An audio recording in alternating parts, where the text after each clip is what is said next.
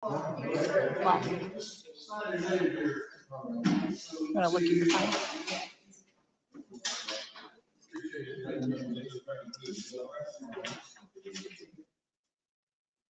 For those of you that are in the back, if you haven't signed the sign-up sheet, we want to have a record of you being here, so please take the opportunity to do that when you leave, if you haven't done it already. Thank you all. Appreciate it.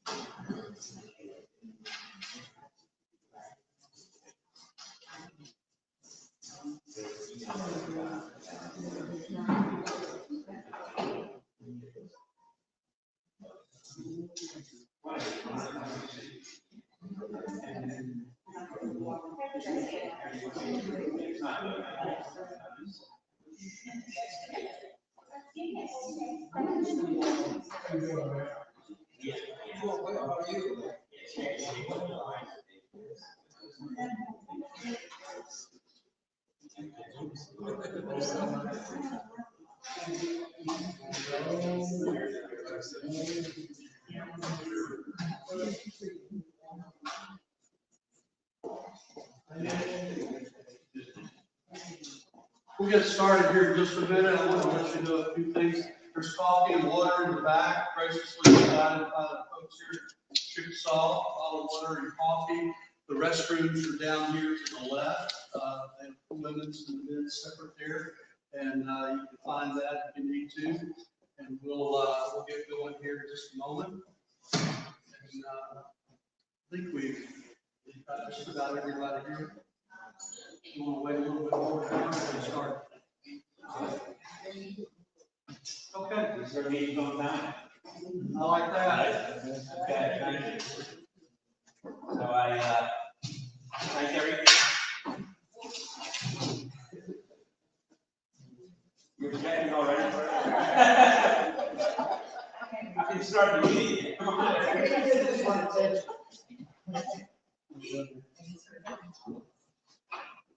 So, welcome everyone. Thank you for coming, both the advisory council and those from the community that joined us. I appreciate the interest as we hopefully move forward.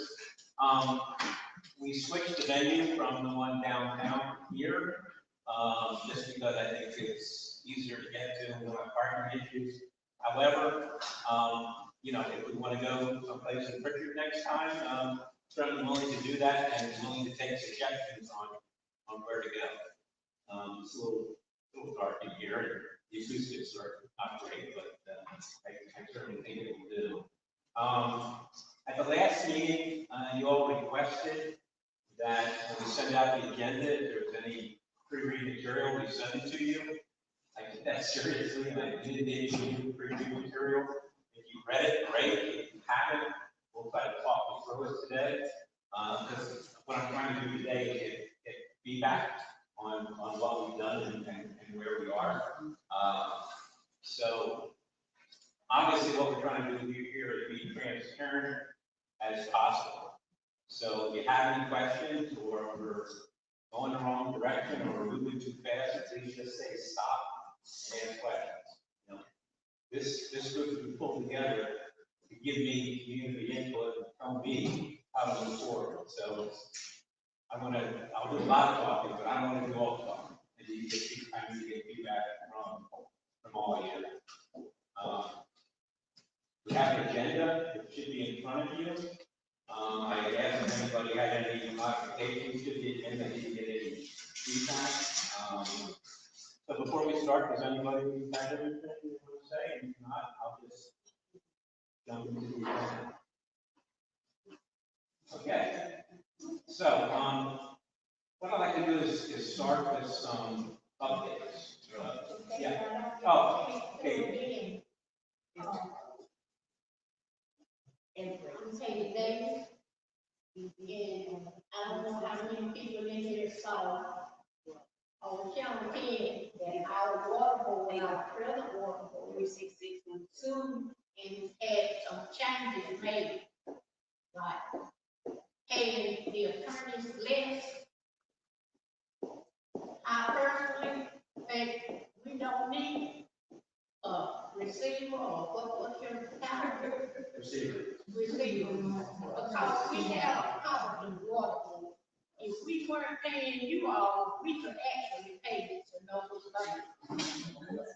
And I'm thinking that if you don't know the history here and know that you have on this committee people that call what's happening here, they should not be here to have input into the solution. And hopefully the packet I gave you bring yesterday some of it. But there will be more.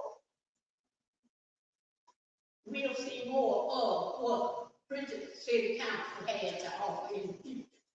And when Mr. Heisenberg discovered what happened, Pritchard, Chickasaw mayor thanked him, praised him. Thank you. Thank you. So let me start with a little bit of a financial update. So for those who don't know, the fiscal year for Pritchard Water Board goes from October 1 to September 3rd. So at the end of the year, December 31, that was the end of the first quarter of the fourth quarter. They had presented a balanced budget back in the fall.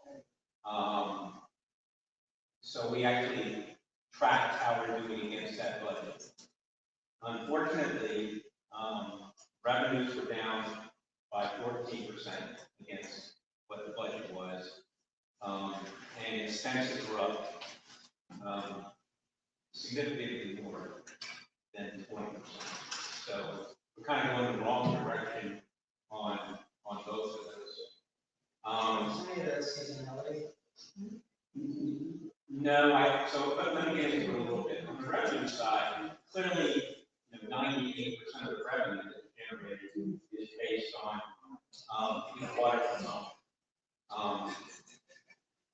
If you recall the receiver order that Judge put out, there was certain guidelines and rules about what we call collections. So if somebody doesn't pay their bill, what action can we take?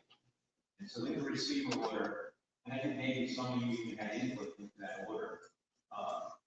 So somebody has not paid their bill for 60 days, then action can be taken. But that action initially is if the person wants us to go out and reread their meter to make sure the meter reading is right, we have an obligation to do that.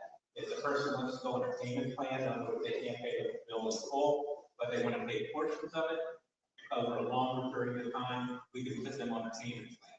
So the customer has 45 days to get onto that payment plan. So the whole process takes 60 plus 45, which is 105 days. And so, the receiver is only in place for much less than that. Plus, we have the holidays. So one of the things that's going on here, and I don't have the specific numbers because it's difficult to pull specifics out of the system right now, but our collection rate has gone down because we haven't been shutting anybody off for non-payment.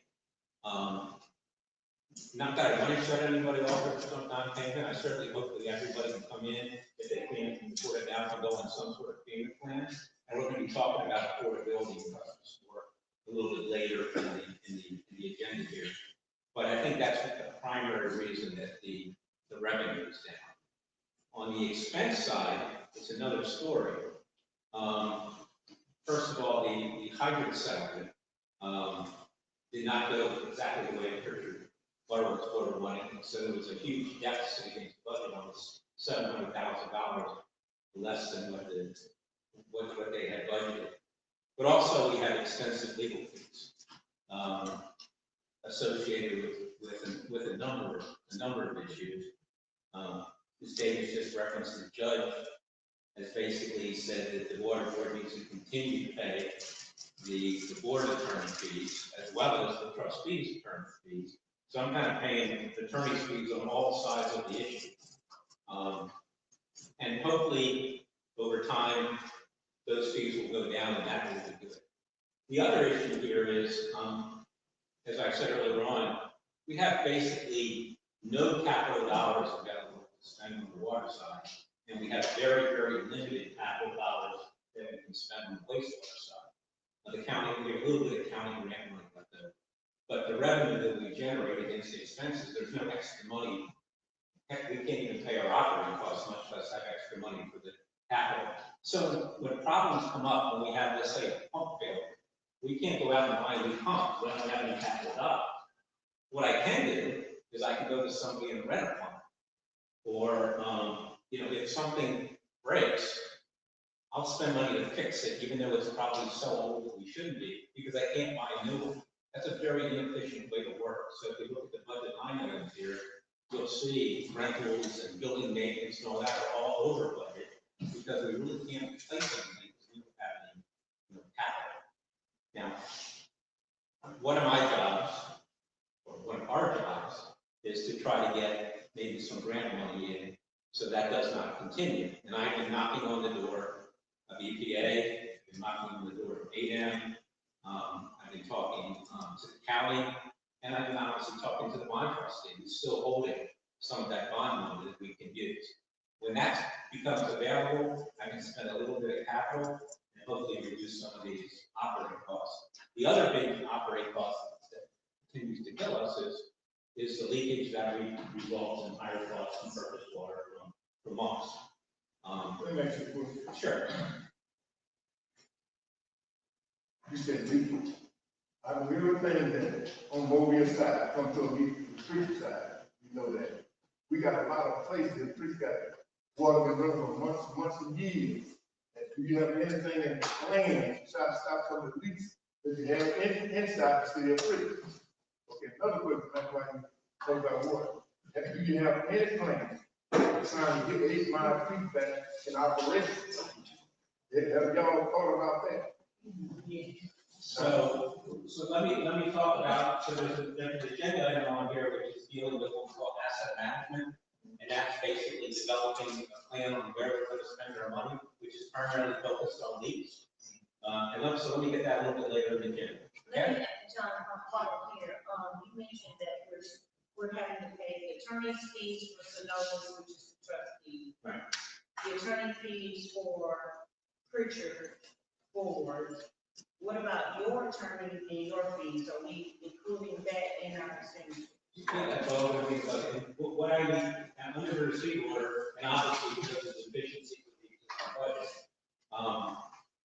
I'm going to be creating a new budget. And Is there any, so are you projecting out what those fees are going to be? in this new budget, for the next meeting, I will have a new budget that I project. And I'm guessing that new budget might show somewhere around the $3 or $4 million deficit. Because of the increase in fees for attorneys? Well, that's a minor thing. If you take a look under the bond indenture, and I'm not saying, obviously, if there's a deficit, we don't have the money to spend it. But, first of all, we're spending $350,000 $400,000 a month for purchase water, which is higher than what's in the existing budget. Most of that is due to leakage because demand for customers has not gone up. The trustee, we've been paying the trustee maybe $150,000 a month. We actually owe the trustee $280,000 a month. So when I put the budget together, I got to base it based on what we're required to do. We're probably not going to be able to continue. We're not going to be able to pay the trustee $280,000 a month if we don't have money. But the budget needs to be based on what we're required to do under the indenture.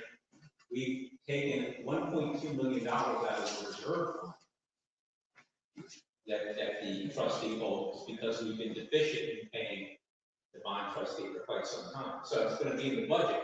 Will we have the money to do it? You know, absolutely not. Hopefully, attorney fees are going to be going down. Like I said, when I saw that the form was against budget on December 31, it became obvious to me that we needed to create a new budget and work off that new budget. Okay, so can you correlate that, what you just said, to the citizen? How do we, if we don't have the revenue coming in, we have what you say is gonna be a $3 million deficit, then who pays that deficit? Well, so I've already told, I mean, let me take a step back. Obviously, the main source of revenue for any utility is the rates and the customer paying for them. I've already told the public we're not going to do any rate increase anytime in the near term. I can't first of all, you just had a big rate increase. And secondly, I don't know what the true cost is to run this utility. I got to get it as efficient as possible as I possibly can. I got to get some grant money in to start doing a capital program properly. There's just a lot of questions right now on what it truly costs to operate, and I cannot go to the public and say we're going to do any sort of rate adjustment without the right number. So, and I'm going to get into a little bit later as we go through the consent order. The consent order and receiver order have a process we're going to go through that by the end of July, we're going to take a look at all the alternatives of how we're going to move forward, you know, as a utility. And clearly, I can't do any rate adjustment before then.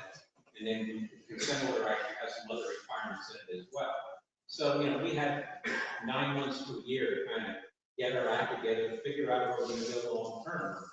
And then we can take a look at what revenue adjustments we can do. And hopefully during that period of time, we can get some grant money in, get a little bit more efficient. And I don't know what's going to come out of the alternative analysis. We'll get into all the alternatives. But it's just so many unknowns. Point I tried to make earlier, maybe I didn't get it through. The lawsuit that Bridget Water continues to young people water. And he had to back up those exorbitant salaries that some of these attorneys will be. Right, and he's made an order that. So that's telling you our water board really where the water they want. So you receive, if you didn't see that right off the bat, these people were receiving too much money. That was the judge's call. That was presented in the receiver case as well. The judges ruled that the $1,150 an hour legal fees of the bond trustee need to be reduced to something more reasonable. I think rate. The other way, look at it, if your expertise in water purification or Both. I've been doing utility work for 45 years. I was the president, chief operating officer of the largest water wastewater utility in the United States. So I have decent notes. Okay. So that's kind of where we are on a financial. Like I said, I hope to have the new budget for you by the next meeting. From an operational perspective, believe me, the staff at Pritchard Water is working as hard as they can with what they got. You know, the 99% of all utilities, there's a break in the water main. You go, you shut the valves on both ends, and stop the water flowing, and you fix the leak. Pritchard Water doesn't know where their valves are, and the valves don't work. So they're fixing the break, they're fixing the break under pressure. What happens in the turnout when you put the sewer down, where you cut off that? Well, you get that. Anytime you do anything, you got to have blueprint of wherever you cut off that. We generally have, maps aren't very good. We have maps of the pipes, we don't have locations of the valves, and the valves have not been exercised, so even if we did find the valves, they're not gonna work. Let me ask you another question. You have anybody that went to the city of Pittsburgh and paid that knew what was all the that in the city? I'm sure they are, they're not currently working. Can't you? I certainly can. The problem was those valves have never been exercised. It's highly unlikely. First of all, many of them have been paved over. Okay, we may be able to dig them up, going through the pavement. And secondly, larger valves you need to exercise at least once a year. Smaller valves once every 2 or 3 years. Sure, it'll work. These valves have not been exercised in decades. So we need to. One of the things we need to do is change our standard operating practices to start doing what other utilities do. We just haven't done for decades. And this, you have to be transparent, not just being totally transparent. So we have a leak issue on the wastewater side. We have the issue with the sanitary road. Whenever we had the big rain last week, we had some overflow. Again, that problem is going to be capital. So we're going to need some grant money to go after that. And we have a consent order made in right now that requires us to do a number of things with both the treatment plants and the sanitary sewer overflows. But really, we cannot do it until we get some capital out.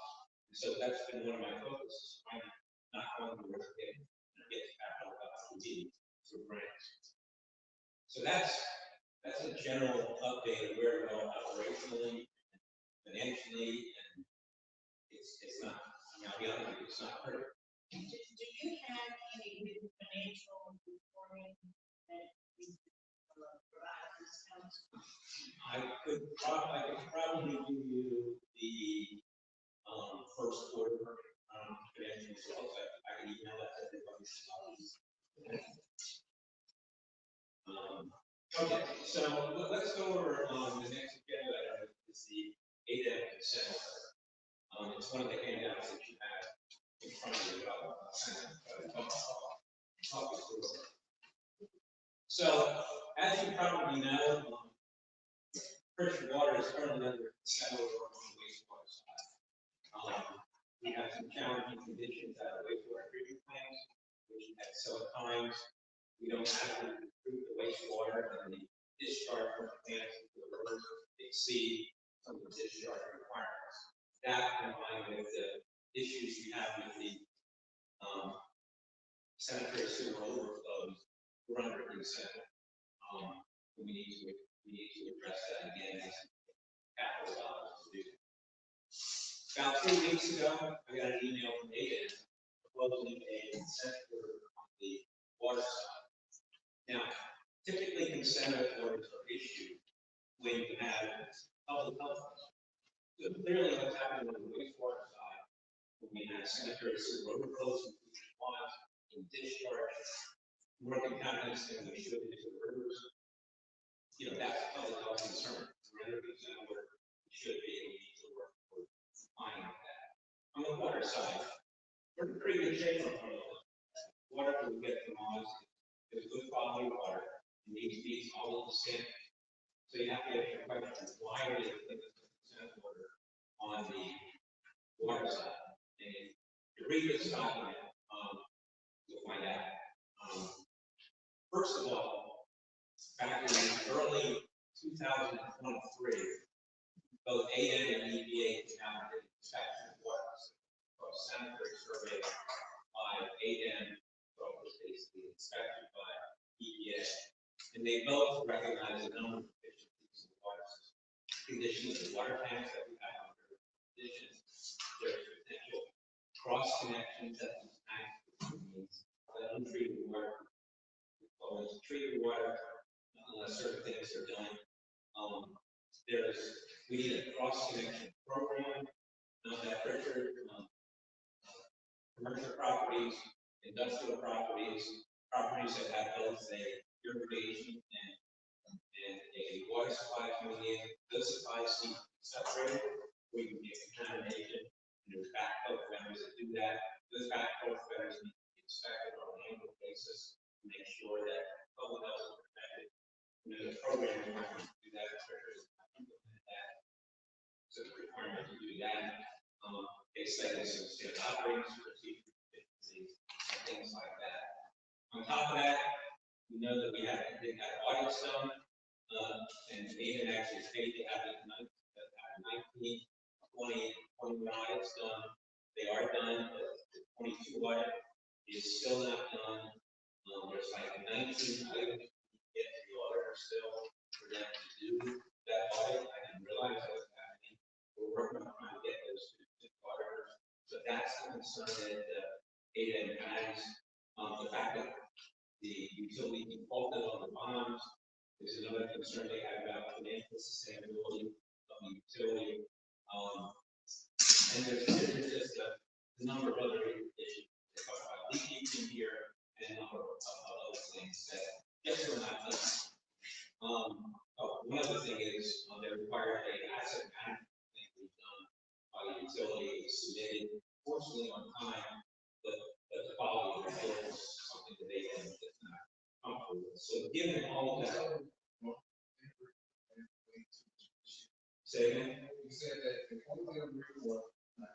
Yeah, the concern was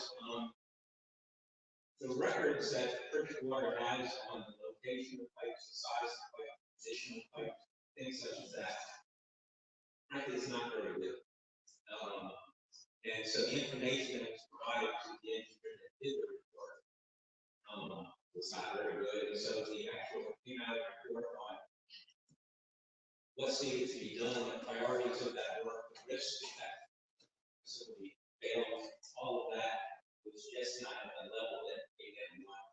And it's discussed during the consent order. I'm not being critical of the engineer, was the engineer, critical of them. I'm not sure they have enough funds to do it properly, and I'm not sure they have the information. But in this consent order, Aiden requested that we do an entire new asset management plan.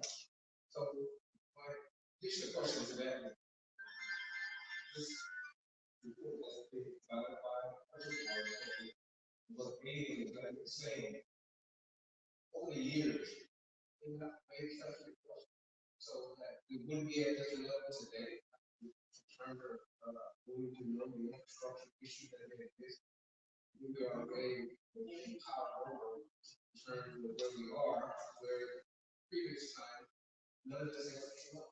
Well, I mean, any well-run utility should have an asset management, should have first an asset record, should have an asset management plan, should have a 15-20-year budget projecting what the needs are. Bridgewater doesn't have. And I get that. Just asking in this sense. So, Aiden, who provided you with the information in terms of what they have not provided from the city of Bridgewater, or have not provided in terms of this infrastructure. So, but over the years, I'm trying to understand. Well, it's not Aiden's responsibility. Maybe I don't understand your question. It's not Aiden's responsibility. It's the utility's responsibility to develop a plan.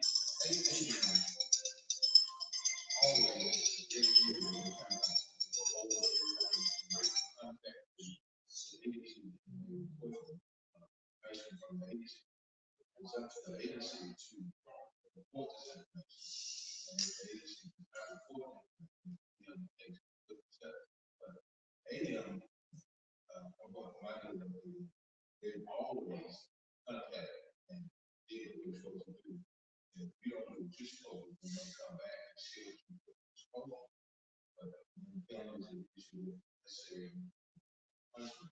Right, so in this case, we didn't, they had an inspection report. We did not respond to that inspection report. They required a asset management plan. They did not get what from Bridgewater work. The leakage concerns are in this as well, the financial concerns are in here as well, the audit concerns are in here as well. All those combined together, so even though we don't have a major public health concern on the water side, or the like that, they felt bad enough that the consent order should be issued. And again, look at the thing, I'm thinking, so they check on all victims act. Yeah. So in the previous report of the years, did we try to say, they said the one that citizens receiving. Water quality is fine. Their concern is the risk and threat. In other words, there's potential cross connections in the system where crude water and untreated water could actually combine. They're concerned about the financial condition of the system and the lack of investment, which also would be a problem. They're trying to get out in front of it before the problem occurs. Now, as previously, you know, we are being today based on all the things that are taking place in Christian world. Now they have a greater focus in terms of where we are. But previously, leading up to the point, does the report reflect the same thing? Does the what report? Their reports in terms of water quality, those needs, cross contamination, whatever those things are. Yeah, Their their inspection report has, their inspection, you got to take a look at the inspection report. now, The current inspection report. Historically, 10 years ago, I can't tell you what the inspection report is. and that's when it's leading up.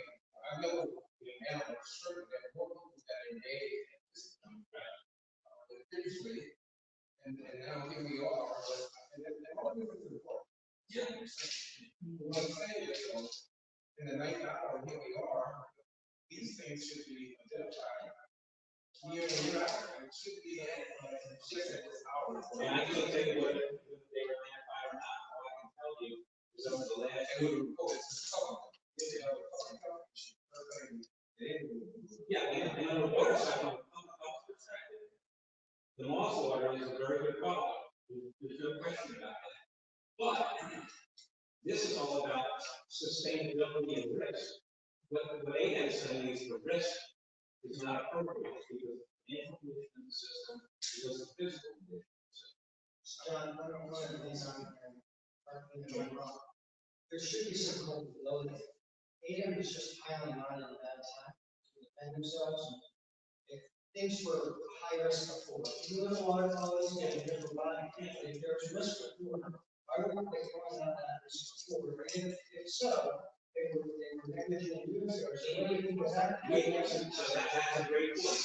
I have no problem going back and taking a look at the same report and see what was done. Okay. Well, can I ask you a public safety conversation?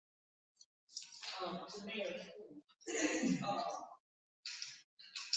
ADM as the enforcement arm, right, should be making sure that at all times, the water that we're consuming is safe. We can all agree to that. They should, As the in enforcement. conjunction with the utility itself. Utility is a primary. But the buck stops with ADM.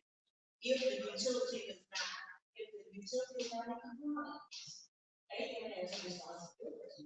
Right. To enforce. That is the correct. law. Okay, now, to that point, the thing that made us concerned back in October, and I think their guidelines even called for a water is because in their consent decree, they were saying that chlorine levels were low.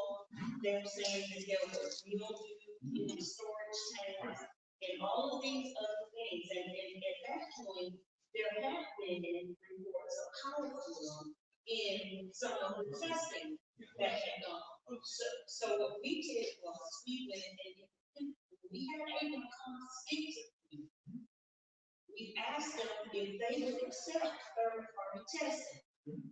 Then we had the University of South Alabama and the University of, I think it's Williams College in Pennsylvania, to do the testing, to test for coliform and to test for medicine. In that testing, the University of South Alabama noted 25% of their collection was contaminated with fecal coliform. So when you say that there's no public safety issue at this point, I have to question that because I don't know from that point to this what they did to correct it. There is risk, there's potential cross connections. We had a couple of samples that were done by local record that were some called for. All of that is contributing to system sound. So I guess again, my question is, what did AM do to correct that situation? It's not AM's responsibility to correct that situation, it's the water board's responsibility to correct that. Well, what, AM can demonstrate it.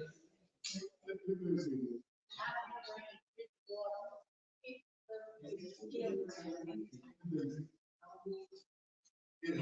used to be a time, and we had people who use our own water. I used to, they had presidential seats. And they had somebody with a 24, 7 days, 24 hours a day, checking all the water.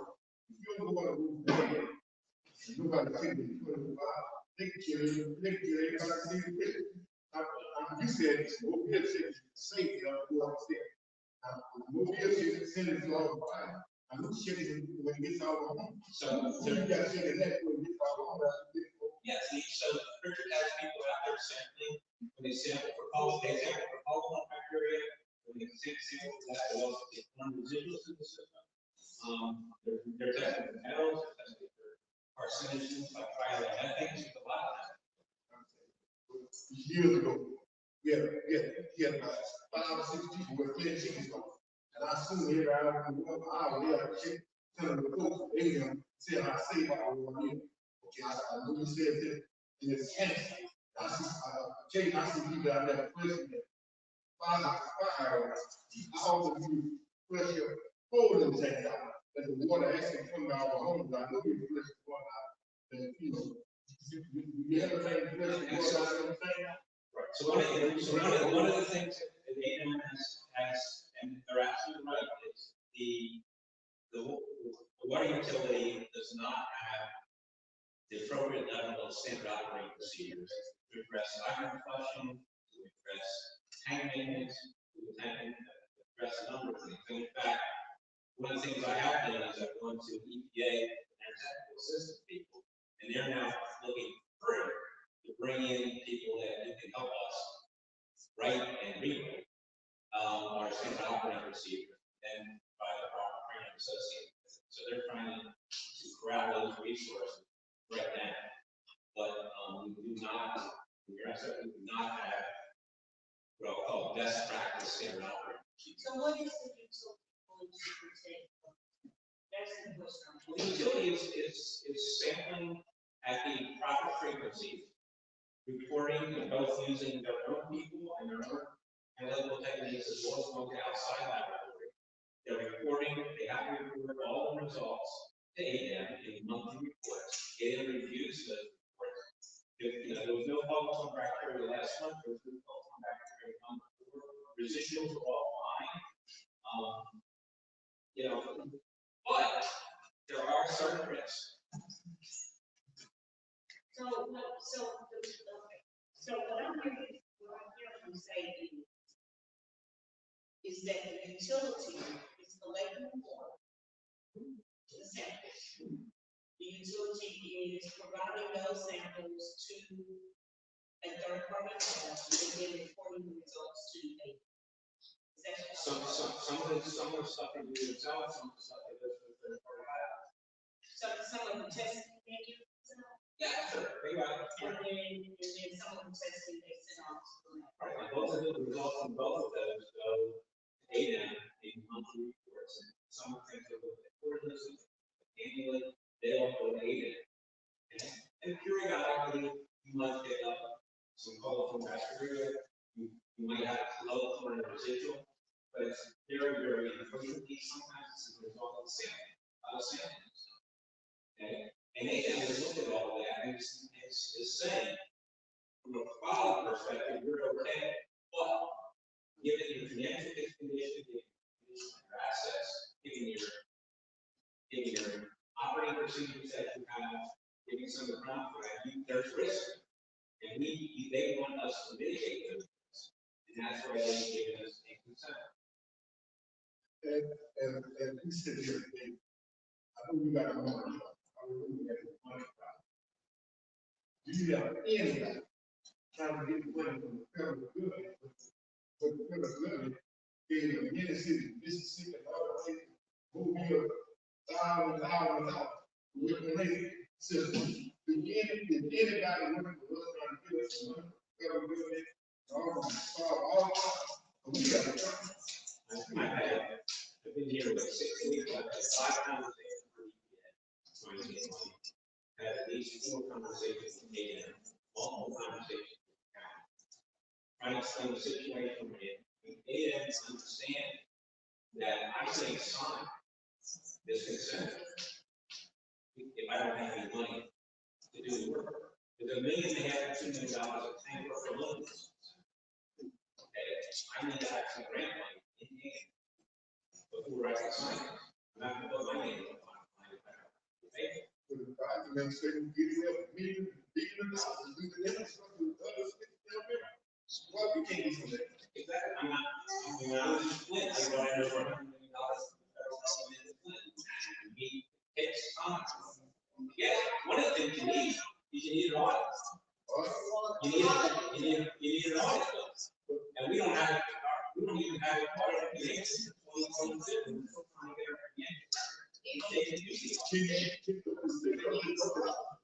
State on, some of the state on, different things, state on, you get in the independent. So, Pritchard had not done audit for 4 years. ADM gave Pritchard $400,000 to do 4 audits. 3 of them are done. And we still haven't done the 22. But I will tell you, even when the 22 audit is done, it's going to show that the financial condition of the utility is such that nobody's going to lend us money. We need grant. We need grant. And this is, I'm working at it hard. Other people want to work at it. Great. Yeah.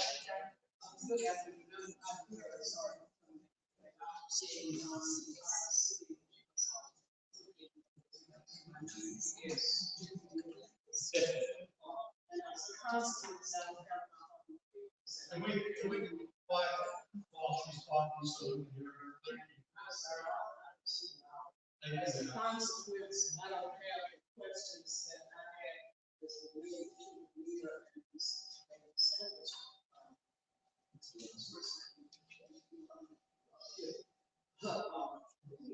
I think that I have my own citations and debates that they did, and there were in many instances several months before they responded to say that what was wrong with them. So I do understand the concern that, and I think what we're talking about now is not for sanctions, but for trying to do something to prevent further that. That's correct. On the wastewater side, the damage has been done and we're trying to correct it. On the water side, we proactive. You're saying that this water that we receive from the field, whenever we get it, is safe. Yes. And ADM has verified that. Yes. And I was saying that as infrequently as ADM answers to say to the water board, ABC and we are incorrect. I was just questioning that. I think that's what the leader was saying, and I think that's what the state is saying. They don't give apparently a very timely response. And when something is wrong, somebody said that all citizens of the whole city can do it. And if it's really that thing. That was not what I intended to ask. The next question was, so if we're dealing with this, what are we doing? I missed the other part in which I can get some of those. What are we doing? We're all of them. Well, the wastewater, again, we need capital. So the wastewater, we have 2 treatment plants. Both need significant dollars to be spent to improve treatment process. Public cap. And on the sewer overflow, that gets into the collection system. And we know there are certain points in the system where our stormwater system and our sanitary system are interconnected. So, because we know when there's a storm event, we see that water entering into the sanitary sewer system. Okay? So we know that there needs to be a lot of work done on both of those systems, but obviously the storm sewer system is owned by the city of Pritchard, the sanitary system is owned by the water board.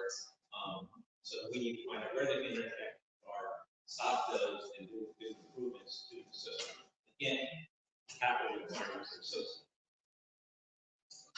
On now, regarding the capital requirements on the water order, if you go to page 11 of the order, it tells you specifically, and there's been a lot of back and forth on this consent order. We've done 3 weeks of negotiations back and forth. And in general, the order is in compliance with the receiver order as well. So, first step, we have 5 storage tanks in the first order. As you all know, Richard had a whole lot more people a while back. And so we have a system that's designed for a population that's much greater than we currently have. And that puts a financial burden on you because you have to maintain a bigger system than you actually need. One of those areas that has a bigger capacity than we need is our storage. And so you not only have the issue of capacity of storage, that's not water involved, but how they all work together in the up and down. And the hydraulic system is changed here as well. So the first thing we're going to do is rather than go in and fix all the 5 tanks, which is what Ian has asked us to do, we're going to go in and we're going to do a hydraulic analysis of the system and say, we need all 5 tanks, or really we only need 3 tanks, given where we are today. And then once we determine what we need, then we will obviously go in and fix those tanks. So step 1 is to do a hydraulic analysis of the system, determine what storage capacity we need, what tanks do we need, and then spend our money on those. To fix all 5 tanks, what's needed to be done, painting, all the public health stuff is about $2 million. So we may save $800,000 if we only fix the tanks that we need to fix. So that's step 1 of the process. Second step is we need to have good asset management. And so you'll see the next thing on the agenda is a proposal for an asset management. We need to know where we need to spend our money, how we get the most bang for the buck as we fix the collection system on the sewer, as we fix our sewer plants, as we spend money on the water system. How much do we have to spend? Where do we best spend? That's what the asset management plan is. So, and they're requiring us to do so that is step 2. Step 3, and this is consistent with the receiver order, by July 31 next year, we present an alternative analysis statement.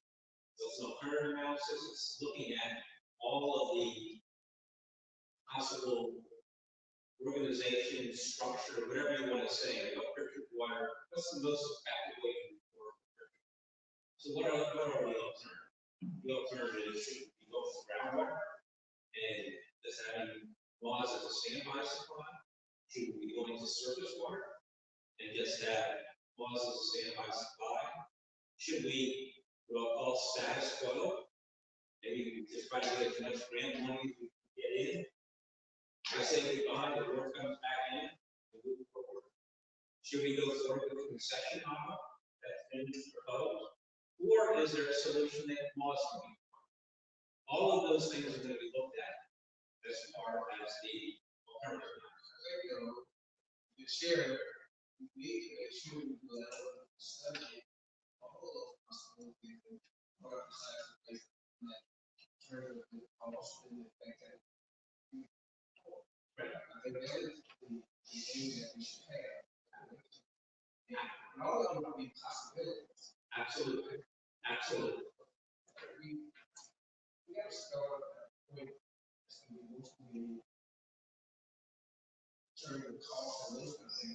immediately have an impact on this issue. So, which of those would be better? I don't know. We're talking about wells for you, we're talking about church for other ways. You got it. What else? So we gotta stop talking about the impacts. That's exactly what I'm saying. Right, so that's, and that's what our responsibility is. So who is that? Where we're gonna go back. So, you all, Has anyone, have you told anyone about the state? well, The state revolving fund? yeah, absolutely. What is their position? Because they're not gonna get a lot of money. Every state. So. The problem we have with state revolving fund is the loan. And they can only loan money out to utilities that they prove that they can pay it back. We cannot prove that we can pay it back. That's why we're going after grant. If we can get SRF money back, fantastic. I don't think anybody's. But is it a portion of that program that allows for, forgivable? Then it becomes a grant. And that's what we're doing. Right. Under the Yeah, state. we're both administered with the state revolving fund. Both grant money and the money that they live. We're going after grant money. That's all the money we have. From ADM. Right. Okay, and what are they saying about that grant money? That's what I'm asking. They are saying. They're saying there's potentially money there for us. And I would hope that maybe by the next meeting, I'll have something to move there. Yeah, like I said, if we would have gone on, we would be a bad way. I was going to say, 20-some years ago, in Texas, I wrote no beach. They would teach some, there's some different population for the water, it ain't my creek. You know what I'm saying? What is it? They would be able to purify the water, that's that ain't my creek, to go back on the all source. Things like coming out of six, doing that. Another thing is that, this year, such a program. There's a lot of different ways, there's a lot of different technologies. I have somebody say at least 2 or 3 months. That would be trying to make guarantee they will be able to bring us up back on our own water system. They want to make it good and guarantee them the right, but they keep it in it. I don't know what So, then the state of Alabama gave Mobile Water Sewer some money. It's some money they feel I think it's called Cherokee. They get a sewer system. Let's go out of the and it ran all the way to my the one that is down there on water. Mobile is getting that from sale.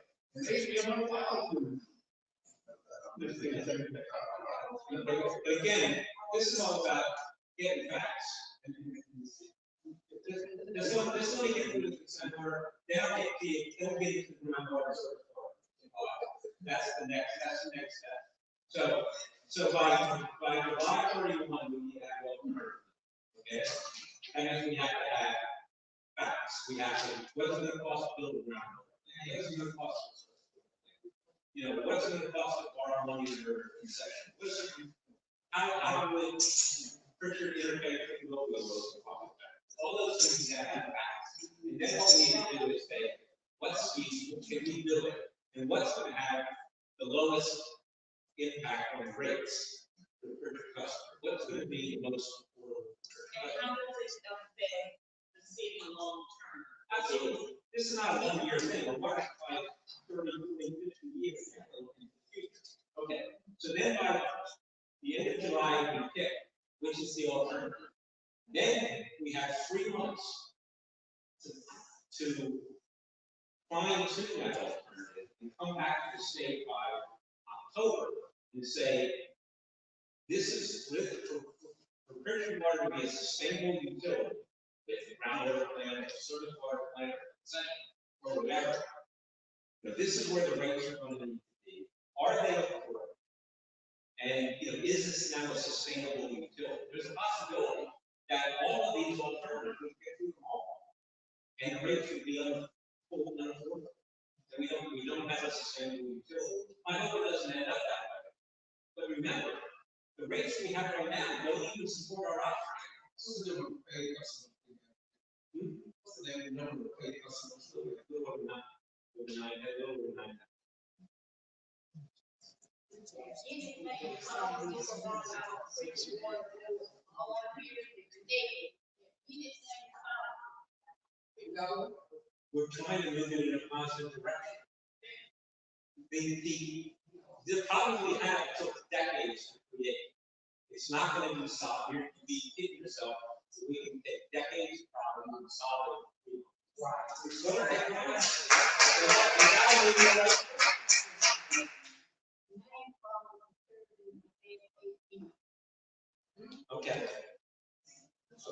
Okay, so that's the concern. Yeah. Okay, sorry. I have a question regarding here. 150? Yeah, okay. It's where you we say that we need a plan by July 30th. That's going to, That should be 20 quick. that's going to recommend the most cost-effective and feasible long-term ownership and operational structure solution that maintains reliable and efficient service. We're going to be coming up with a plan. You're going to be, somebody, And we're going to, you're going to be, my question is if we are to coordinate, make recommendations, may we share the data that you want to use as it comes to you, which will have significant data to determine that. Many of us are not big, not engineers. None of us are not, some of us are not certified companies. But if I have enough data with regard to the emphasis, or with regard to the necessary scientific things, I can make an intelligent decision on the regulation. And I would like to have those data shared. and I will talk about it in the next agenda, how we're going to start getting that information. And as soon as those reports come out, they will go to this advisory council, they will be posted on the website, they will be available to everyone as soon as they come out. There's no reason to hide anything. I don't think it's not, it's just that it's a lot. But it will be It's complicated. a lot to make that kind of a serious decision. And this is January, and it needs to be made. We have 5 months to put this together. The timeline is incredibly small to make this major decision. Lately, I'm the one who doesn't sleep tonight because of that. What? It's taking, okay, so that is the general concern. Now, let's move to the next thing. Okay? So I talked about we need to do this asset management stuff. What that asset management stuff will do, we'll spend a lot of time looking at the current assets in Treasury Water. Some of those are what we call vertical assets. You'll see in the vertical assets are assets you can see, feel, and touch. The treatment plants, the tanks, the pumps, and things like that. So they'll basically take a look at every vertical asset we have, look at its condition, its use, its risk, and all those sorts of things. Determine where work needs to be done. Then they'll also take a look at what we call the horizontal and linear assets, which is all the stuff buried in the ground. A lot of it you can't see, but we know it was put in 8 years ago. Because of the conditions that it was 40 years ago, we know that the valves are not maintained. We can't see them. But the outcome of that would be an inventory of all the assets within the utility. And then a prioritization, the most bang for your bucks on where we need to spend money to improve. Now, all of those improvements on these in the ground horizontal assets are going to probably be common to all the alternatives. In other words, whether we do a concession or we do a groundwater plant or a surface water plant, the water is going into the distribution system. And all of that's going to be common. So that part of it is really important to determine actually how much grant money do we need? Do we need $200 million over the next 10 years to build a distribution system that works? This is going to be done from the water and the water side. Okay? That basically tells you how much money you need. It's not going to dictate what's all perfect, because it's all the same. But it will dictate what rates you need, or how much grant money you need, and all those sorts of things.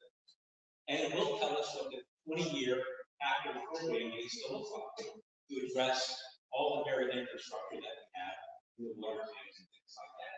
So that's one of the things that's going to come out of this study. The second thing is, we've already done some work on groundwater. We know that there's probably groundwater available. We know we probably need maybe multiple locations where we put the wells in. But we got to put a price on what it's going to take to actually attribute, make adjustments to the distribution system, get it to our customers. We also have to know if groundwater is not going to be our primary supply. By law, we have to have a backup system. Now, malls are now become the backup system. But that doesn't mean it's free. That means malls have to have enough reserve capacity that if we have a failure with groundwater, they can actually serve us. So there'll be a fee for that as well. So it's a combination of the capital expenditures that you're going to have for groundwater, and then, whatever fees you get associated with cost. Same thing is true with surface water. We don't have much information on surface water. We don't even know if it's feasible or if there's enough yield. Even by yield, is there enough water in the drought conditions to feed a surface water here? But under this asset management study, we're going to look at both of those. We're going to develop, is it groundwater feasible? Is surface water feasible? What is it going to take to treat it? What is it going to cost? And so now we have all the information we need for two of the alternatives. Plus, we have all the information we need on what it's going to take to maintain, improve the existing facilities that we have. Okay, so that's a big part of the alternative houses. Also, a big part on what rates we need to be moving forward. So that's what this asset management is.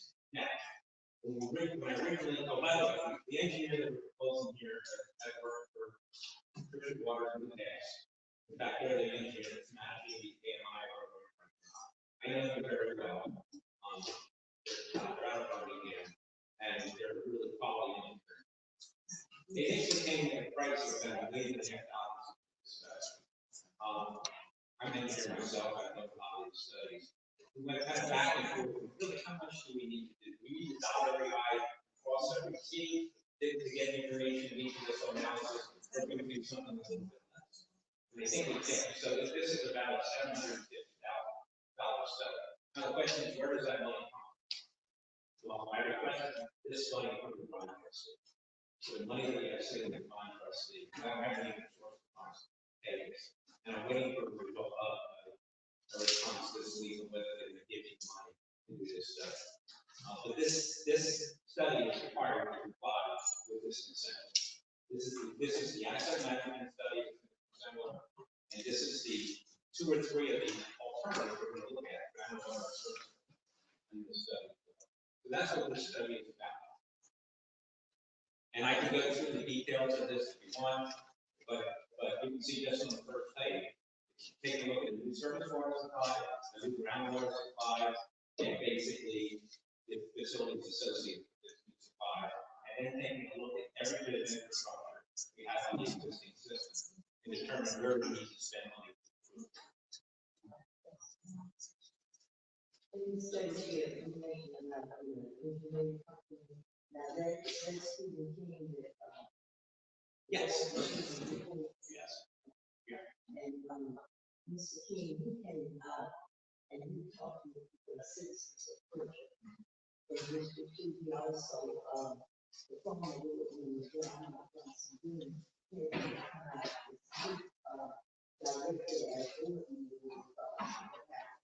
and he also attended the city council in regards to the system and running with as far as bills and things. And she just not having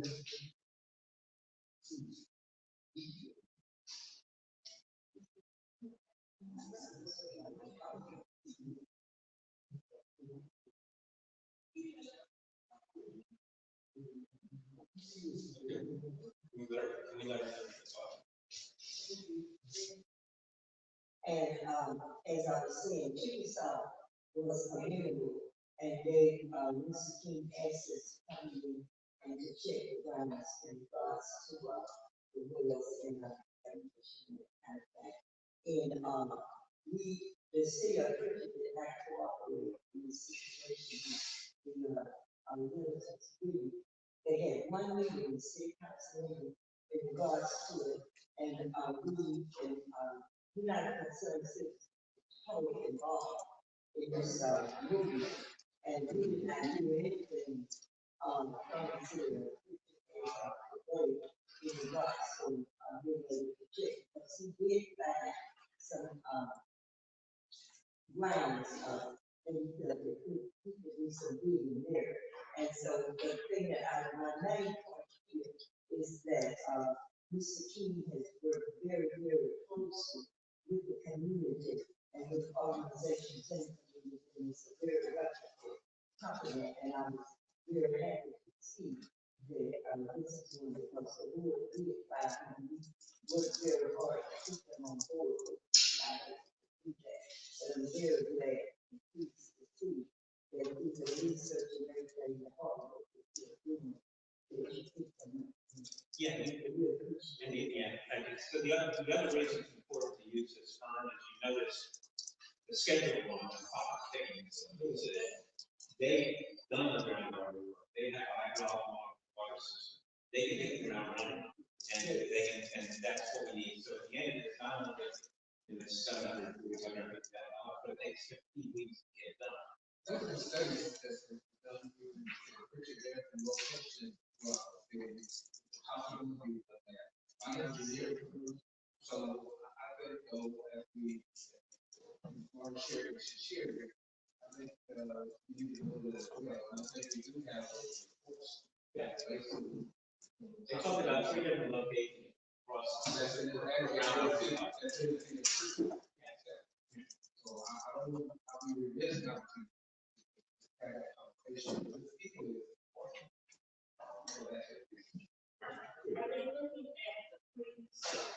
They're gonna look at 2 potential surface water supplies, and I don't know which supplies they are right now.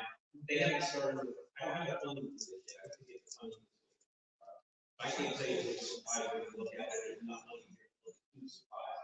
If you have a preferred supply, let me know, we'll have to look at it next.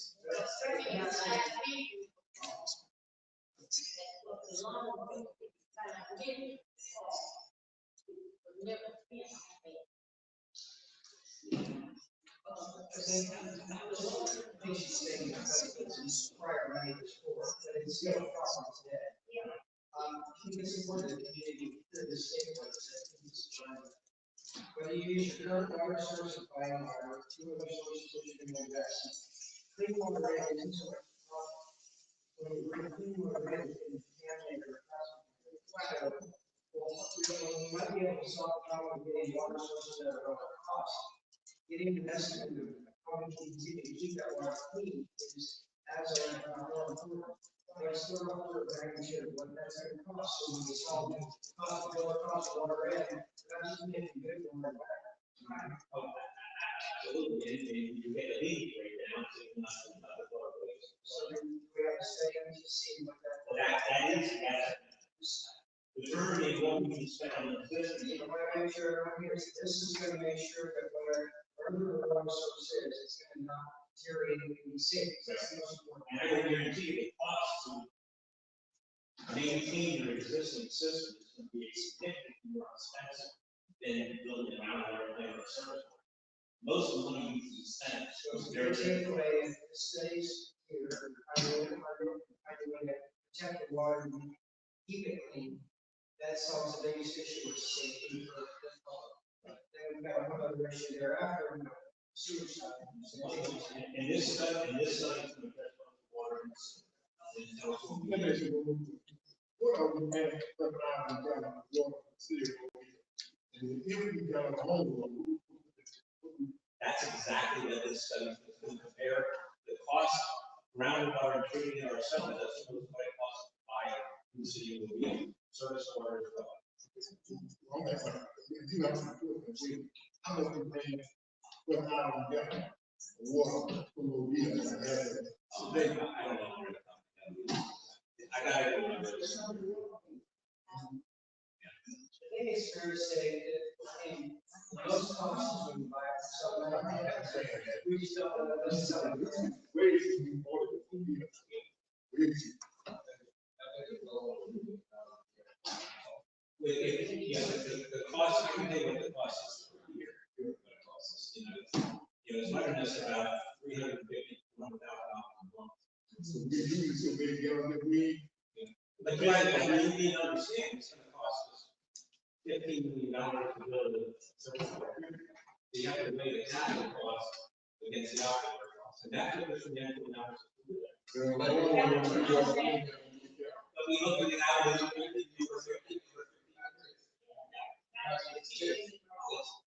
so I'm 30, going 30, 50 years now. And that's why we're putting together a 20-year capital program. So it's the asset back. You can't look at anything.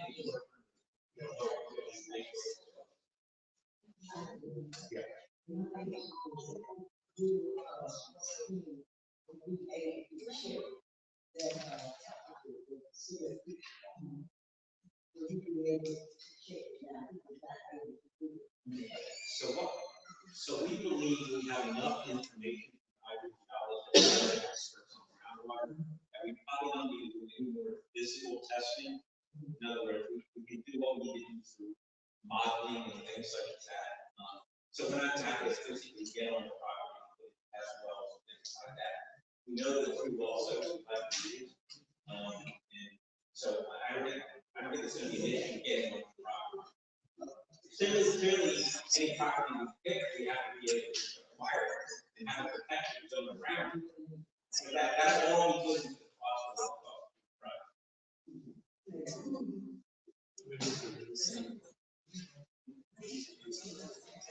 Yeah. Okay. So obviously, all the stuff that I talked about here, with respect to the asset management study and the treatment plants and all this stuff, is going to be expensive.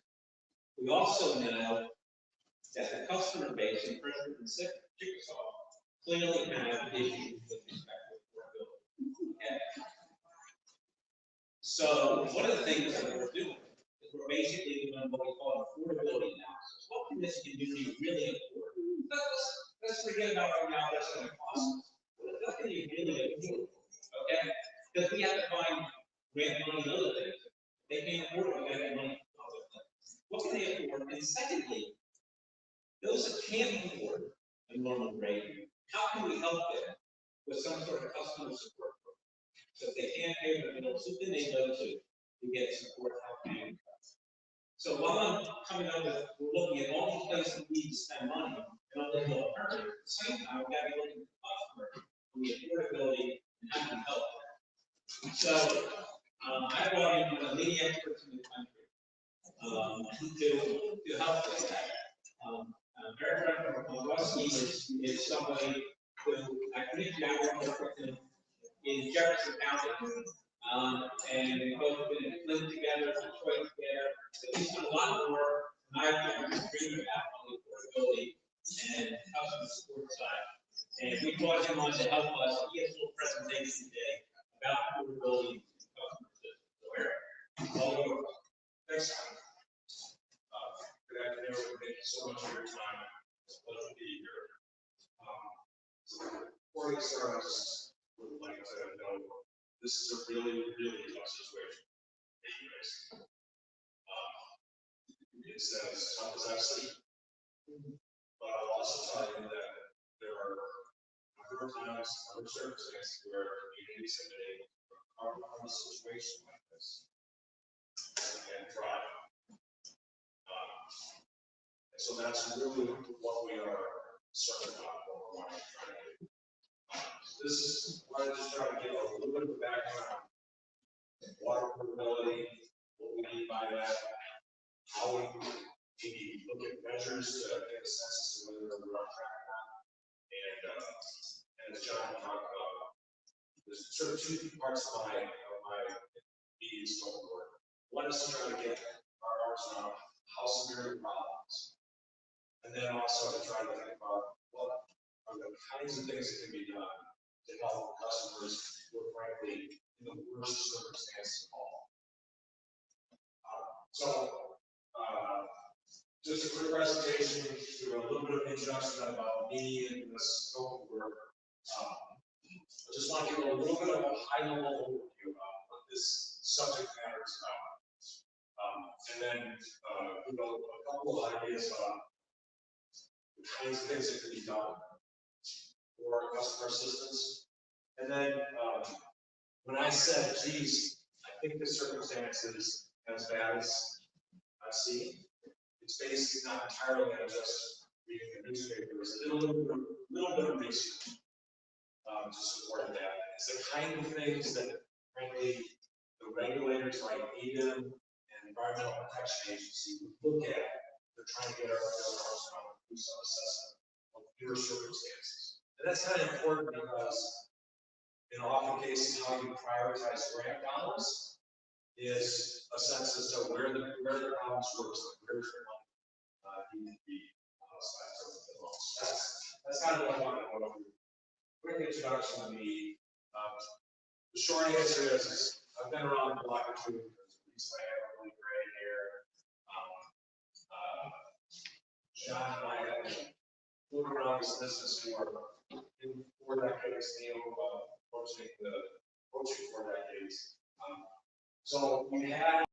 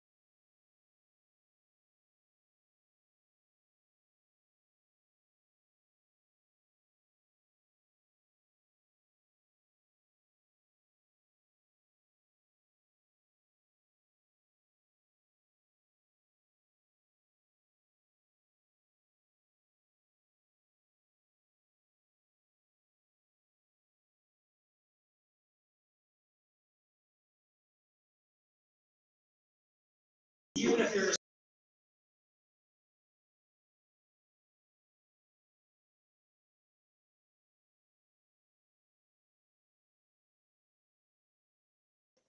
have a filter in my refrigerator.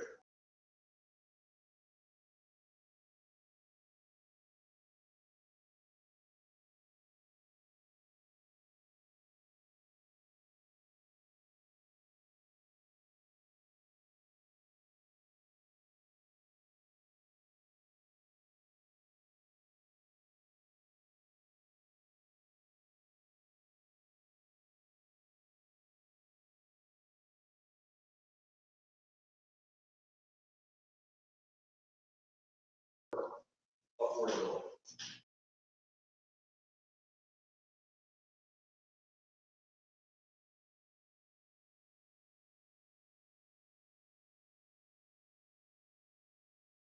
Why are we spending money here? Why?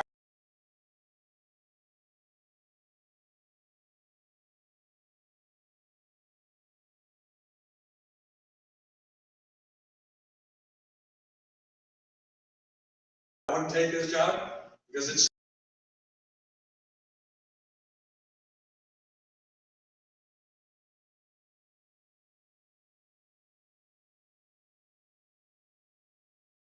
your circumstances.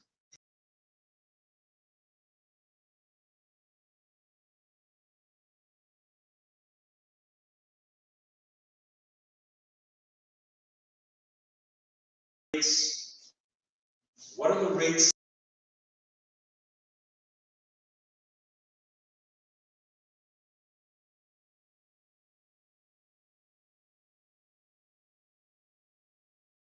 Reasonable. Your circumstance.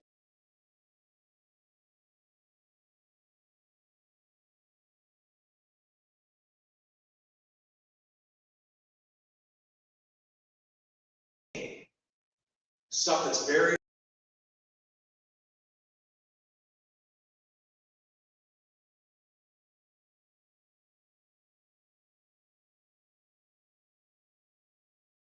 to have to fix it.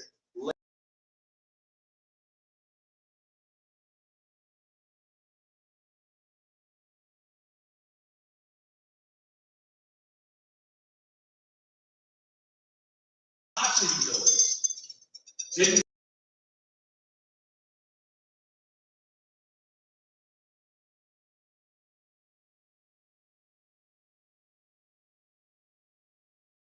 those are a couple things that happily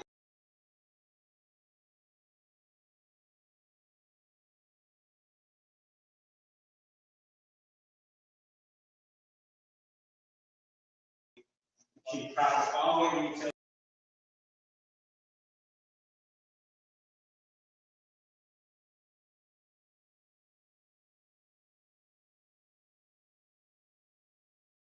To the next 3 items.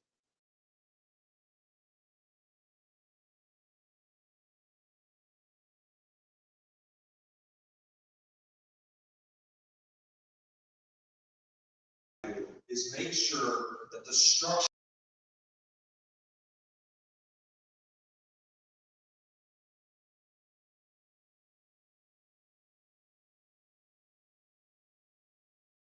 there's connections, there's service.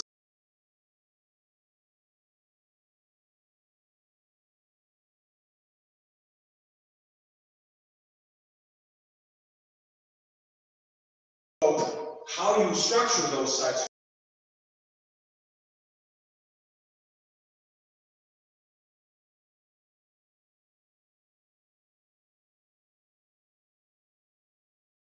So we're going to have base charges.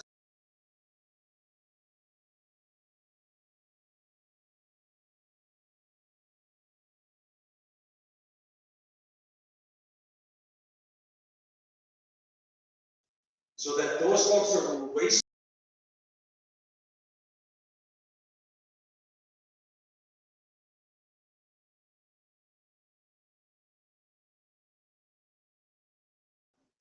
People didn't do that for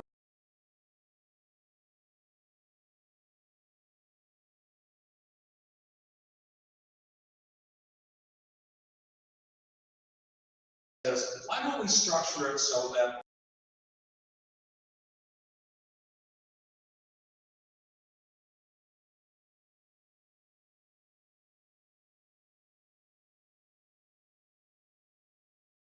go to Jefferson County, Alabama.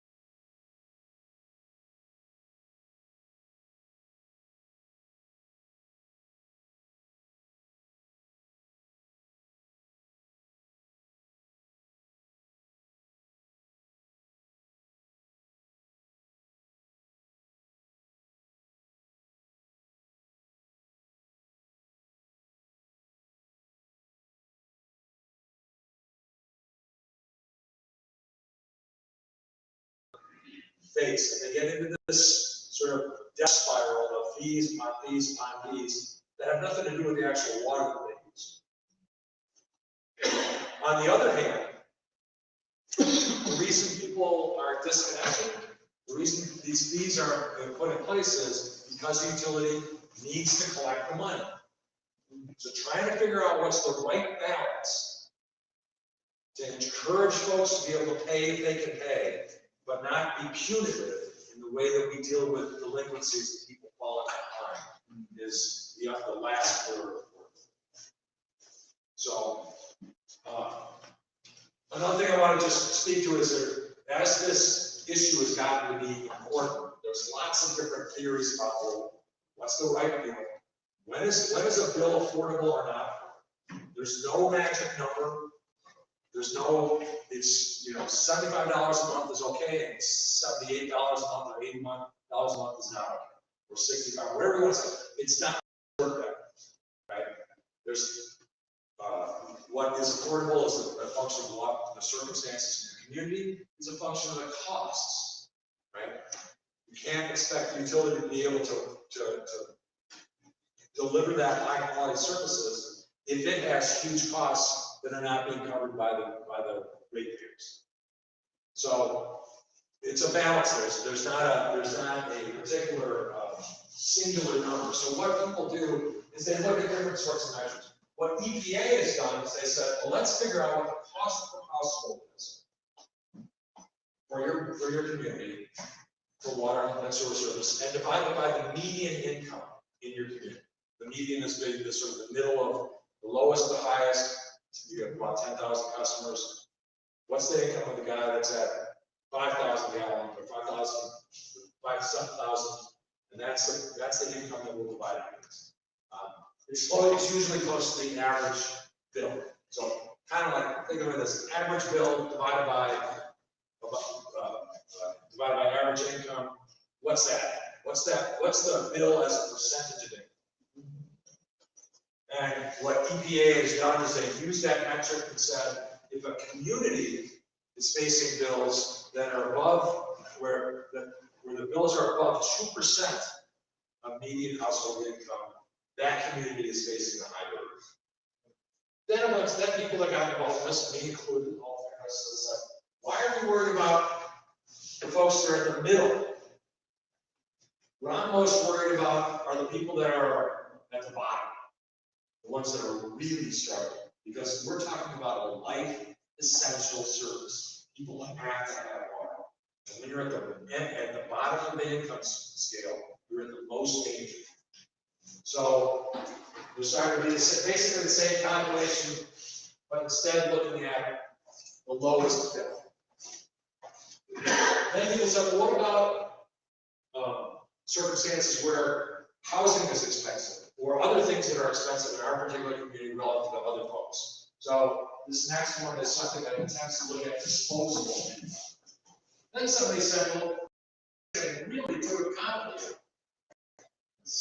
And Andy, among the other folks, the guy that does the math, said, just look at it and how much is the bill in terms of hours of minimum wage. So these are the kinds of things that people look at, assessing, to try to figure out, to make that assessment, that affordability assessment. What have people done in terms of saying, okay, you have a problem, so we want to do a customer assistance for it.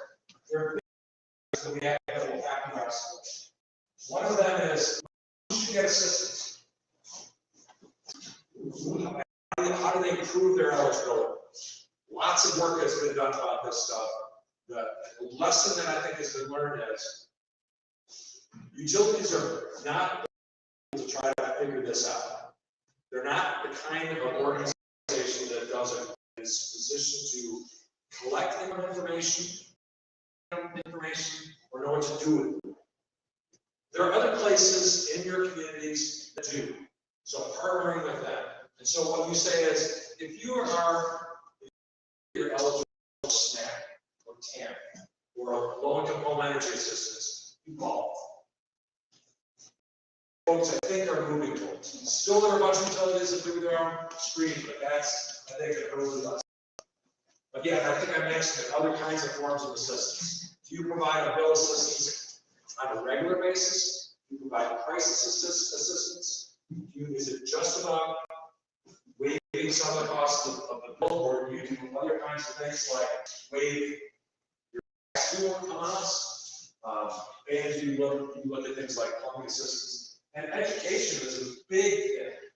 One of the things that was really, I mean, talking to customer service representatives at the board is, it's pretty clear that lots of folks don't know if they've got a leak, and if they do it, and they don't know how much a leak on their property can cost them.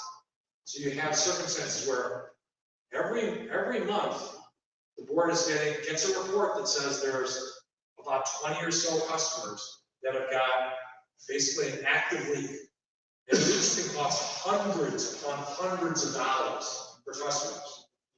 But getting people to understand that, geez, a leak can cost me hundreds of dollars, I need to act on it now, is something that's not necessarily really well understood. So just some of the educational stuff can be really effective in helping people manage their circumstances. So that's one of the kinds of things that we'll look at. I mentioned some preliminary research. I don't probably running long on time, so let me just note. It's really easy to see that Pritchard and Chickasaw are economically disadvantaged communities. You know it better, better than I do.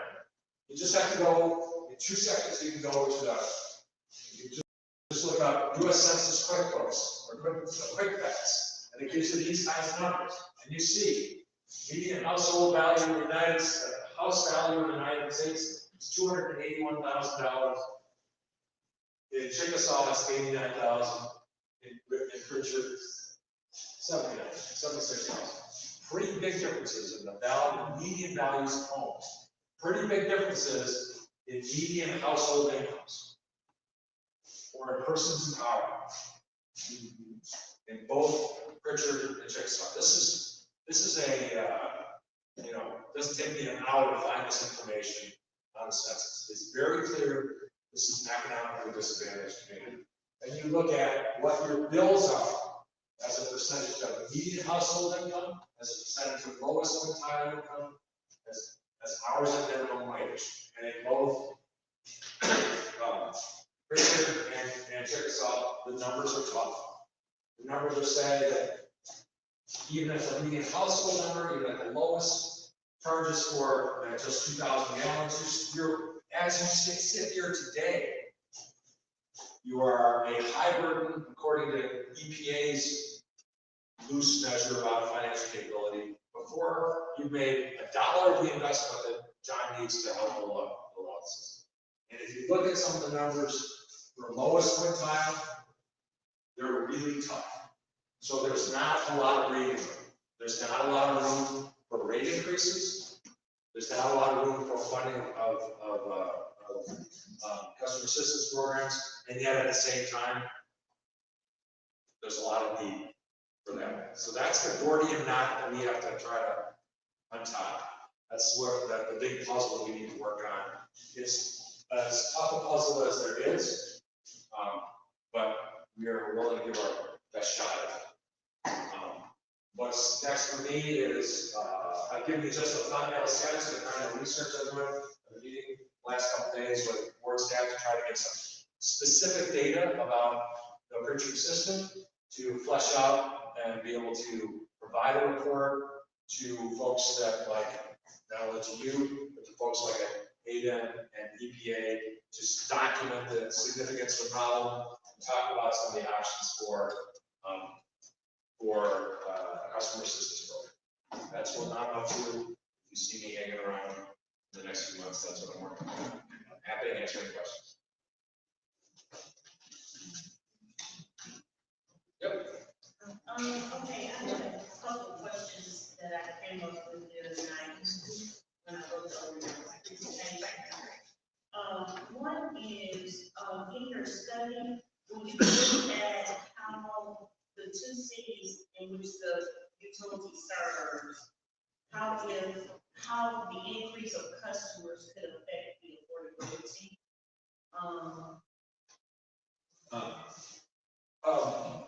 I think that where that would happen is in the So let me take it. So basically, when we look at these various alternatives, we have to do analysis and say if Pritchard grew at X percent, and Chickasaw grew at X percent, this is what the impact would be on rates and things like that. However, if there's no growth, this is what it would look like. And take a look at the range and compare the range, because we don't know specifically what the growth is going to be over the next 20. Does that, I guess my question is, does that play into the affordability assessment at all? No, it has a bigger impact on if you can spread the costs over a greater customer base, you can keep the rates down lower. I mean, clearly it helps with the affordability, but it's the whole idea of, if we still had 60,000 people in Pritchard, we wouldn't be here today. Right. Okay. But in terms of I gave you some different measures about the affordability issues in each of the different communities. And one of the things that was sort of interesting is that the statistics at the lowest quintile are surprised. So the median income levels, Chickasaw is higher than Pritchard, but lowest quintile is the opposite there. And to the extent that the data that I can get a hold of allows me to look at Pritchard and Chickasaw separately and then combine. I'll try to keep those things separately and combine them in my report.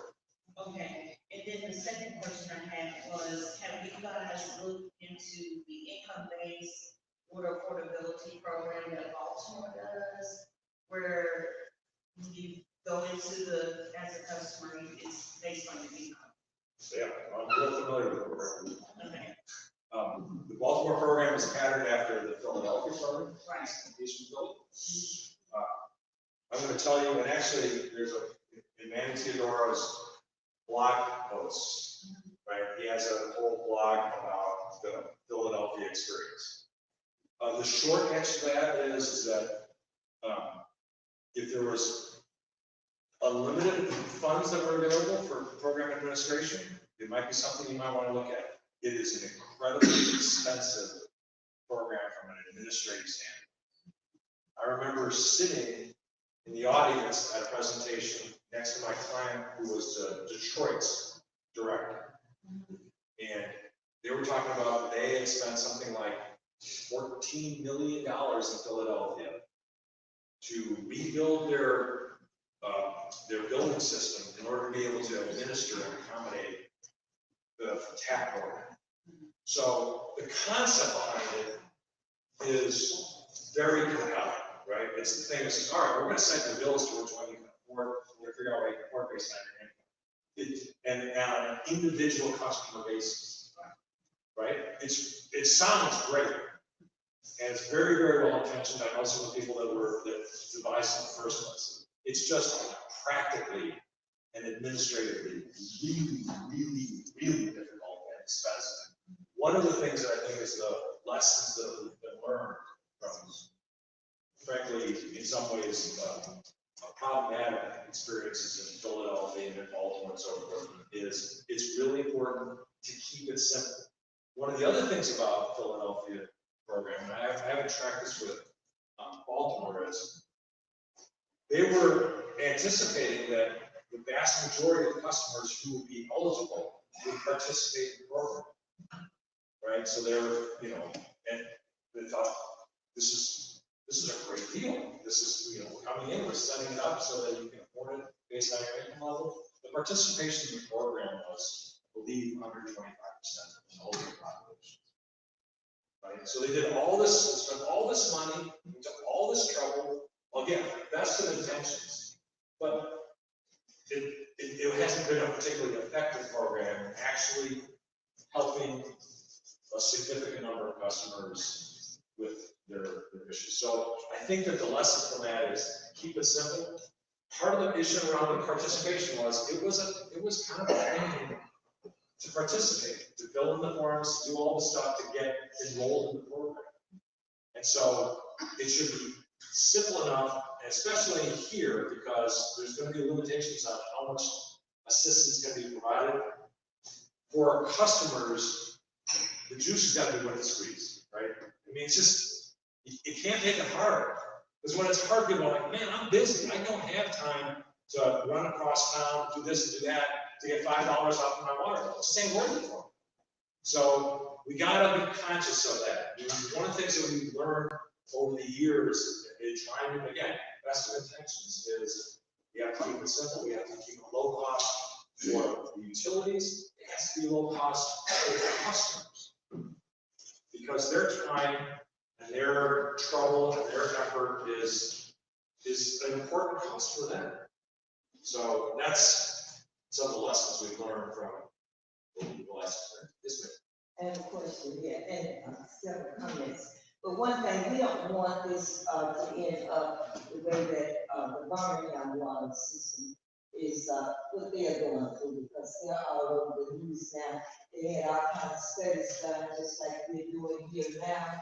And if we don't do what it is that we're supposed to do, through this receivership and everything, we're going to end up and be back in the same spot that we were in before. So what I'm saying is here, the elephant in the room is, number one, where is the money? If you had explained that the money is not coming in, we don't have a good collection procedure to bring the money in. We went up to Montgomery, and now we were told that the governor sends the money to the mayors of the city.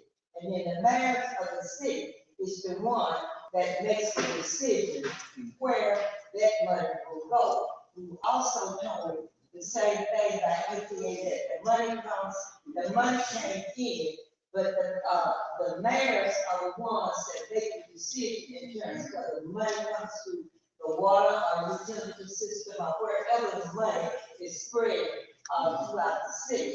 Now, to the best of my knowledge, and if I'm not correct, I stand to be correct, but to the best of my knowledge, Pritchard Utility has not received any money that has come in from KI's office or from the government that has come into the city to help the Pritchard Water and Sewer Board. So what my question is that we can sit there and talk all day long and see who can ask the best questions of IQ, the housing, et cetera.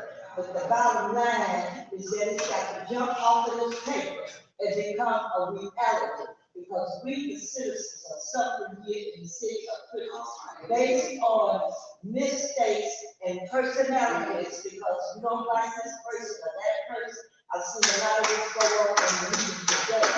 The judge, when I was there, the judge said that citizens of Pritchard no longer trusted the water and sewer utility of the city, and therefore he was appointing a receiver, and this receiver is Mr. John Young. The judge made this decision. I didn't make it, I know who made it.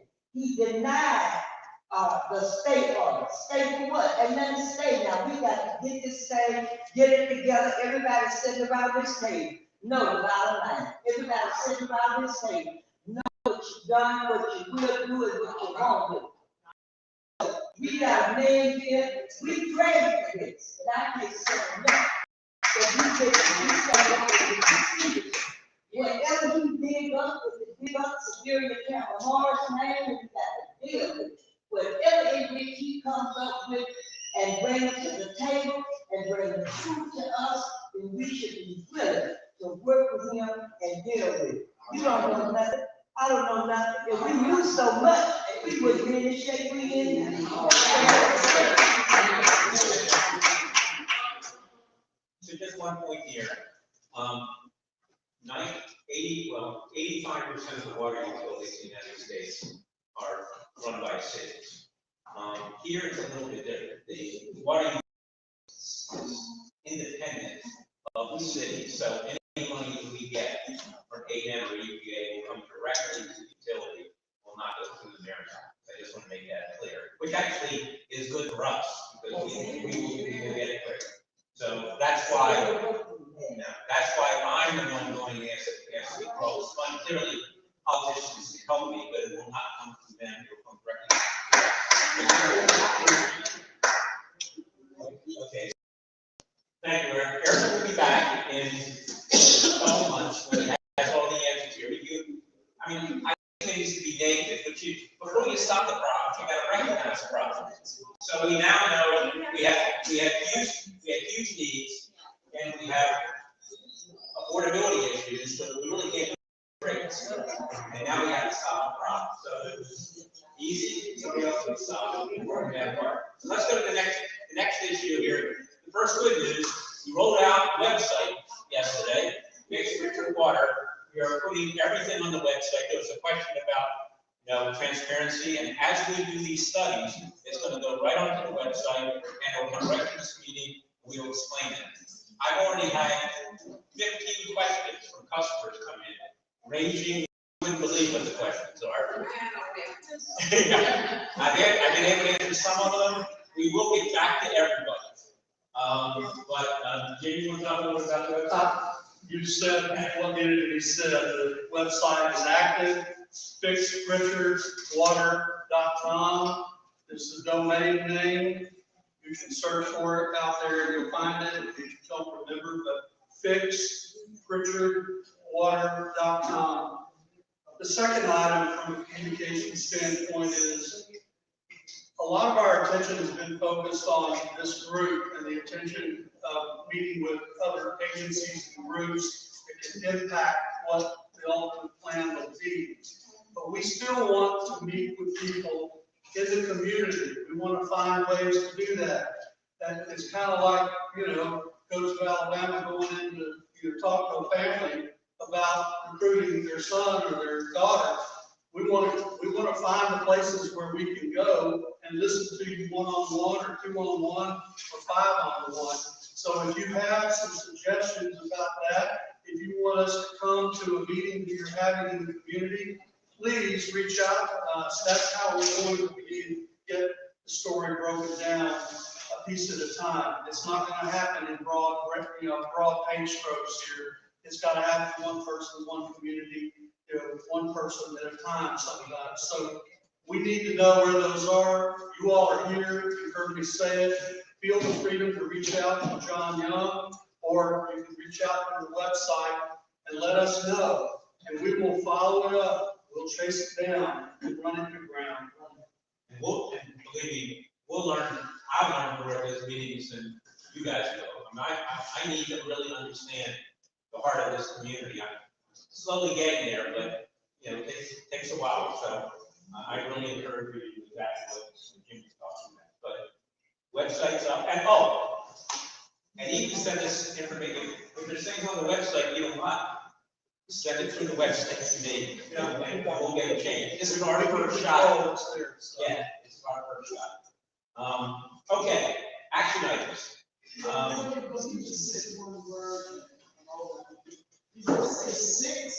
Fix, F-I-X. Fix. Try to keep it as simple as possible.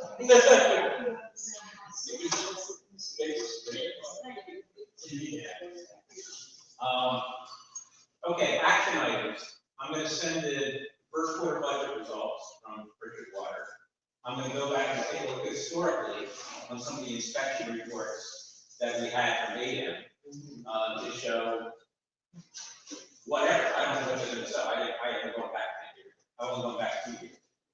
So we'll see what was there, and that's all I can say. Regarding the consent order, I obviously have to get some guarantee that I can get some grant money so I can comply with it. I have to guarantee that the trustees are going to give me money to fund this study. So I'm not tomorrow going to sign the consent order as part of the board. There needs to be a lot more work done. But we got to get this stuff funded because I only have less than 6 to get the alternative analysis done. So there'll be a lot of things going on over the next week. I will keep you fully informed as we move forward with all of this because we have no time to waste here, believe me.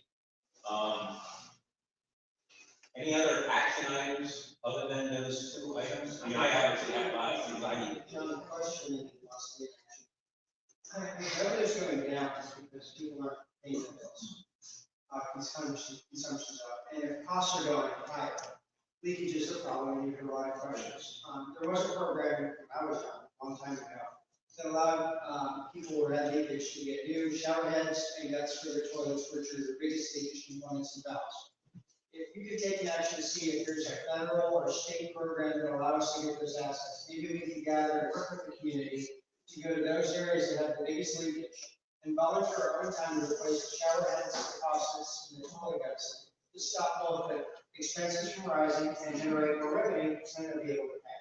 So maybe something you can do that we can help you with to solve the problem. Yeah, and the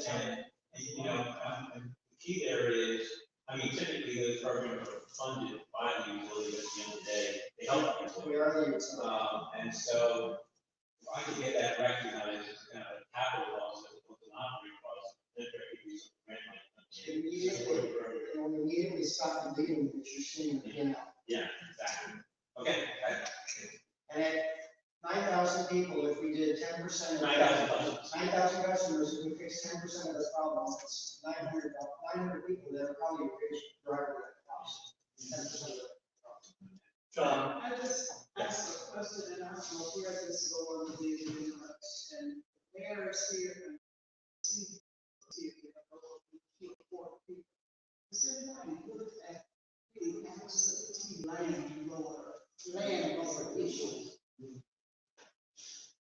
They still have water. When they show out. They go all around prison, see them.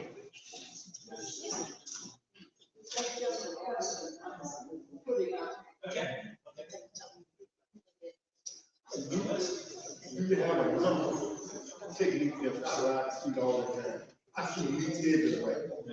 You have a number of people contact y'all, tell y'all that we gonna dump that tree, we gonna do it. You need a number, you call that people ride, police department ride, fire department ride, I ride.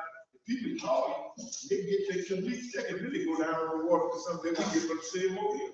I mean, there's a 8 hours a day, call the office, and the other 16, there's a call center that picks up the calls. Maybe that's something we need to advertise better.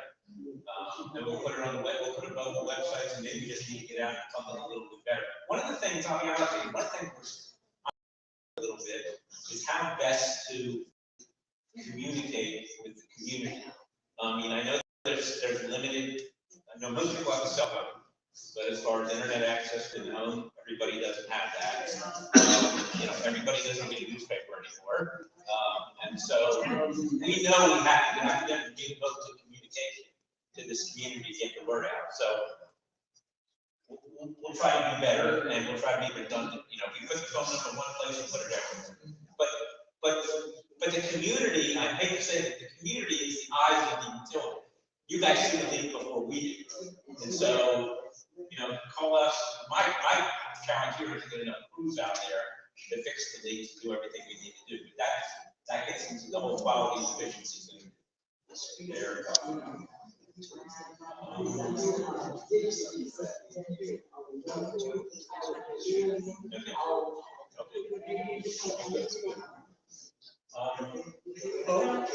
Let's talk about so let's talk about ILS.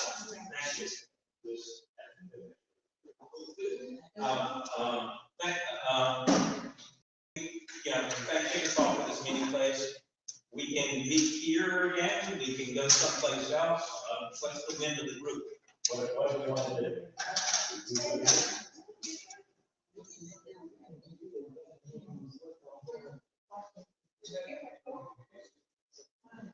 Well, we don't have enough room to fit. That's not big enough. No. I was suggesting, we can move back and forth. Always consider the whole, we go back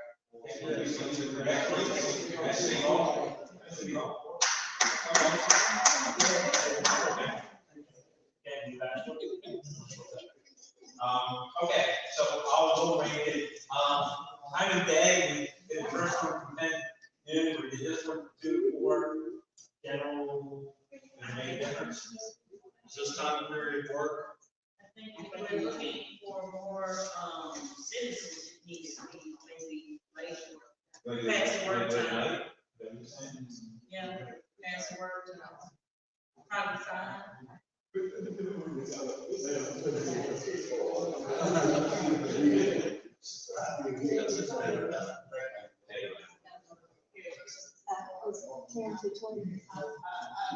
Would you prefer during the day?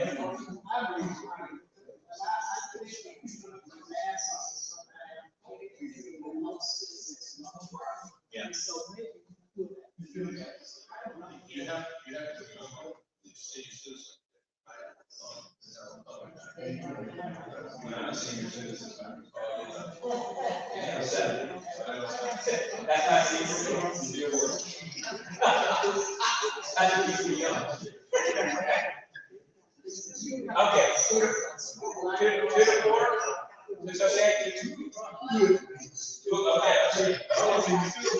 2 to 4.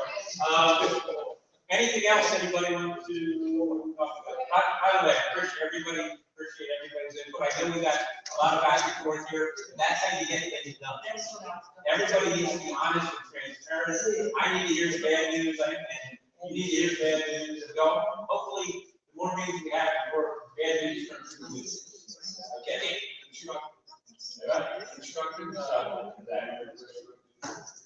Okay. We are adjourned. I will see you guys next month. Thank you very much.